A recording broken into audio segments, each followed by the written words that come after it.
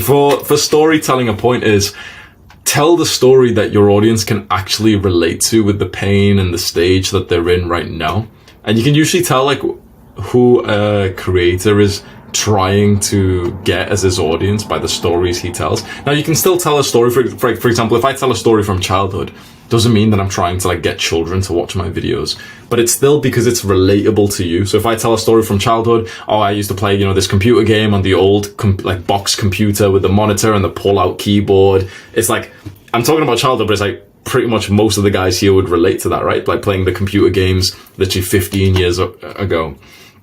But it's important to really clarify to yourself, who are you currently trying to attract? For the guys who have made their school communities, that's the answer right there. It's okay, well, who would you want to join your school community? What stage of your development would you want to join? Like what version of you, let's say for Elias, what version of Elias would we want to join the school community? Because you can't just say like, oh yeah, the one who's like a billionaire or something. Because he's not going to respect you, right? Like he thinks you're like a dumbass right now, right? Truth. So it's like, what stage of Elias are you trying to attract into your community? Like you said, it's probably the one who's, for example, he's already been on NoFap to the point that he doesn't even like think about NoFap at all. He doesn't play video games, doesn't watch porn, all that stuff.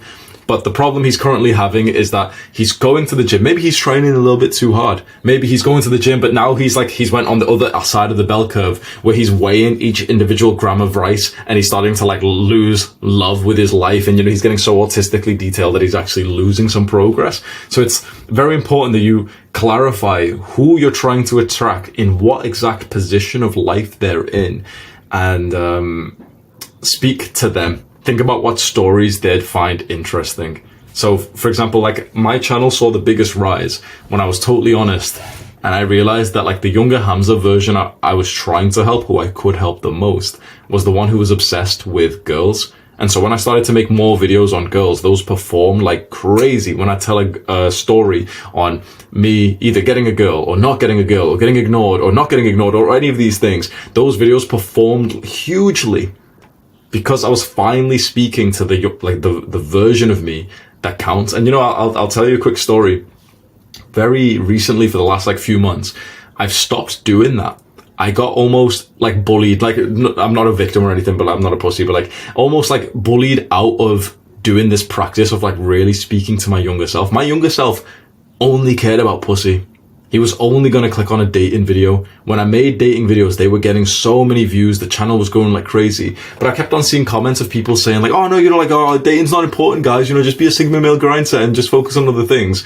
And I got too influenced by that. So this might happen to yourself. You might get captured by the audience. What might happen is you might be making the right videos for the person that you're trying to help.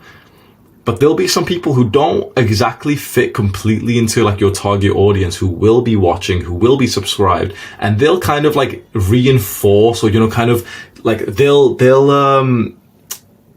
there's a phrase, what's that phrase?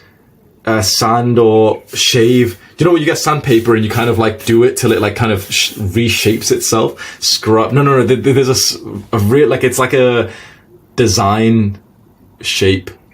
Mold is a word we can say, yeah. Your audience will mold you more than you realize, up until you become a person that you didn't even like plan to be.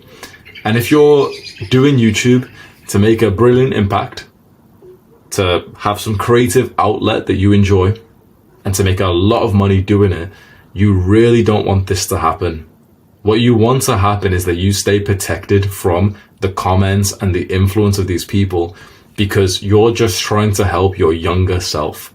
For most of my journey, I was safe away from this, and I focused entirely on just helping younger Hamza. I think that's why I got to the success. I didn't overthink so much through the entire journey. All I would ask myself is like, how do I help younger Hamza? What videos do I make for younger Hamza?